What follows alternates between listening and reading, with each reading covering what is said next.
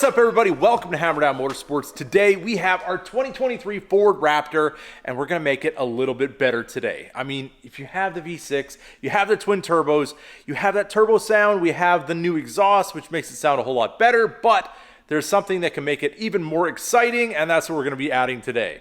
But obviously, before we start, we got to see what we're dealing with from the factory. We're going to fire this thing up, give it a couple of revs, give you guys kind of a before and after.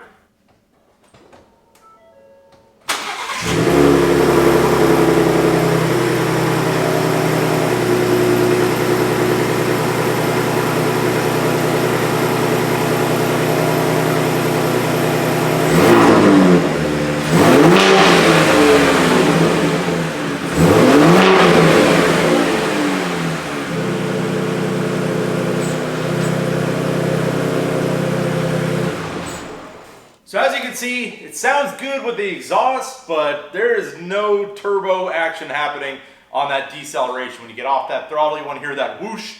So we're going to add that, and it's going to be awesome. So here is our part number right here. As you can see, we have a Turbosmart box. Let's check out what we got here inside. Pop this guy open. And we have, oh yes, this beautiful blow-off valve right here. Now, your truck from factory has, well, it's a diverter valve. It has a recirculating system. So when you get off the throttle, the boost pressure just goes back in through the system. It just kind of vents it that way instead of going out to atmosphere, which is what this is going to allow us to do, so we get all those awesome turbo noises. Get this plastic off of there, and there it is. As you can see right here, we do have these vent ports on here, and then we have our reference right there, so everything should work as factory. So then when we let up our throttle, we should have all those beautiful turbo noises that everybody should have. I mean, I have one on the Jeep. It's absolutely awesome. It's not super loud, but it's a lot smaller than this one, so I'm hoping for a lot more noise out of this guy right here. So luckily enough, we do have the lift where we can do this pretty easily. We do have 13mm bolts here in the front. We got 4 of those, and then we have 2 15mm on the rear side, and then this big plate can come off. We can access our intercooler.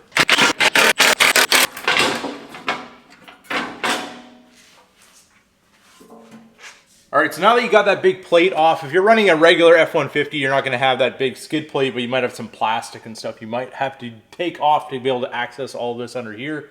But we do have a bolt here. We do have another bolt over there for this aluminum little bottom piece here that's holding on our intercooler. And then you can see how these little rubber kind of grommets, this is where this is kind of just sitting in there, kind of like a little radiator. And if you have a Raptor, you do have the cooling fans on here as well. So there is a harness for that. You're gonna need to disconnect when you remove this. And then we have 2 charge pipes over here on the right side of the truck. And then we have 1 over here on the driver's side. So on the Raptor, we do have the cooling fan. So we have this right here, this harness. So I want to depress on the one side and then pull that plug out. And also you'll see this little gray clip up here that's holding that harness in place onto the fans. It's going to kind of get up in here, pop that guy off. So our harness is going to stay with the truck, obviously. And then we have this charge pipe right here. We're just going to get in behind here with a seal pick. Kind of rotate that. Make sure that you don't bend it. Just kind of nicely pull that out of the way. Get that on the bench. And then we can separate this from our intercooler, just like that. So now we're going to want to disconnect our plumb back hose, just kind of a little collar here. Just turn it counterclockwise. Pull that off. And then we're going to have a wire harness on our actual factory diverter valve. Just got to find the little wire retainer, squeeze and get that connector off. And now that we have everything disconnected, everything should come out of the truck. Just gonna kind of wiggle, see where things are, make sure you're not causing any issues like my fans trying to fall out at me, my light falling. And all of that. What have we here? All right, so we have a harness right here on the front side that is hanging us up. So we're just gonna kind of regroup here for a second. Our hose is to hold that side up and get that one disconnected. All right, I think we should be free now. So nicely, carefully,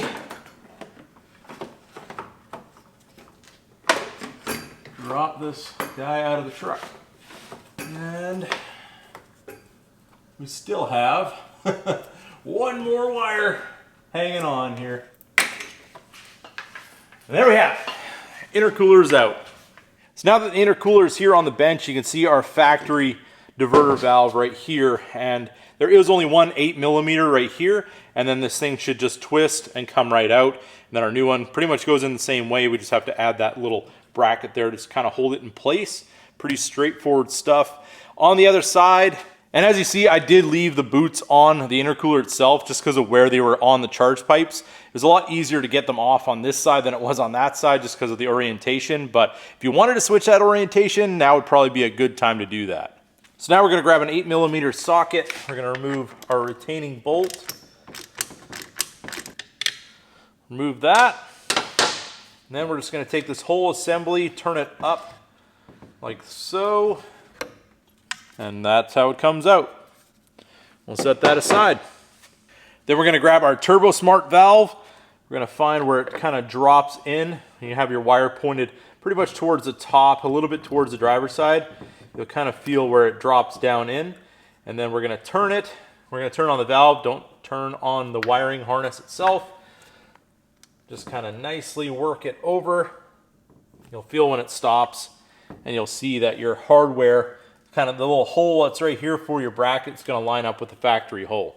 All right, so there's a video on Turbosmart's website that installs this same setup into an earlier model Raptor, which is the same as this. So everything looks exactly the same to me.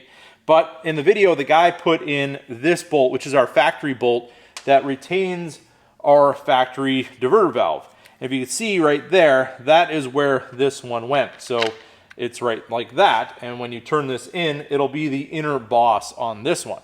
So when I put this one on, this L bracket goes to the other hole. Now there's two holes on this diverter. I don't know if you can put it in either one or whatever, but this bolt is kind of like a bolt screw type deal. Like it can cut its own threads into plastic, but it is fairly long. And when I ran it into this hole here, it stopped and there was still a gap. And I'm always a little bit worried about plastic, and I don't want to crank anything down too hard. So being that it had probably about 1/8 of an inch to go, I was worried that maybe this boss wasn't deep enough. I mean, it might be totally fine. I'm not sure. I'm not taking that risk. So what I did is actually took the other bolt, the other Allen head screw that goes with, I guess, this nut. And being that we're going into plastic, it will tighten down no problem, and it's much shorter. So after cutting the threads from running the factory one down, it was pretty easy to get that one to start. And it goes down a lot less, but it should be totally fine as far as just keeping this from turning. I think that's all that we're really trying to do here. And this actually has a pretty snug fit with a seal and everything to begin with. I feel comfortable that this is going to be a good way to go. Make your own decision when you do this, but that was just kind of what I went through, and that's kind of why we make these videos, because it's real life, and I wanted to show you guys a little bit of just kind of how I did everything. All right, so here is our billet aluminum piece. You can see there's a taper on this side. That's the side that's going to go into the tube, and what we're going to do, I'm going to set that in there, push that in. So you can see on this collar, there's these little fingers, and when you release it, you want to turn it. It's counterclockwise if you're standing at the tube side.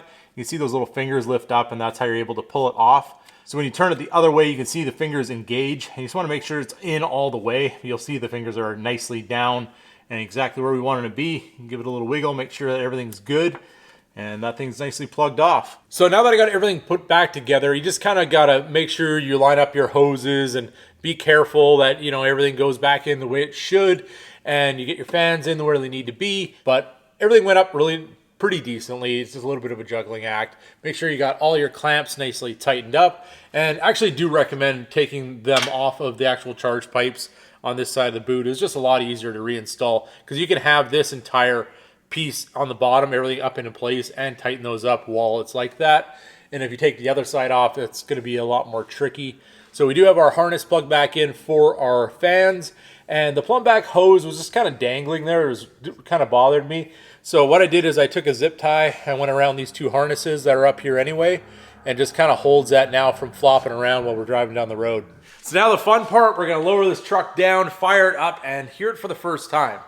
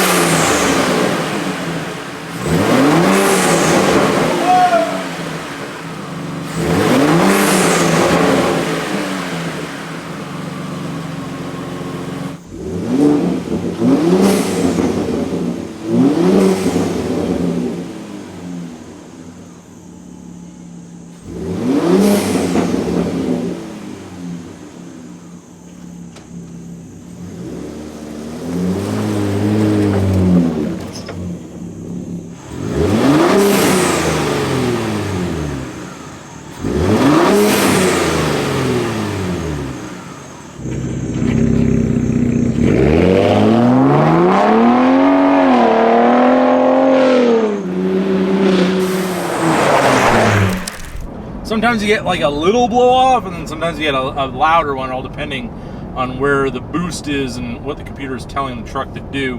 But as you can see, there's no check engine lights or anything like that on the dash.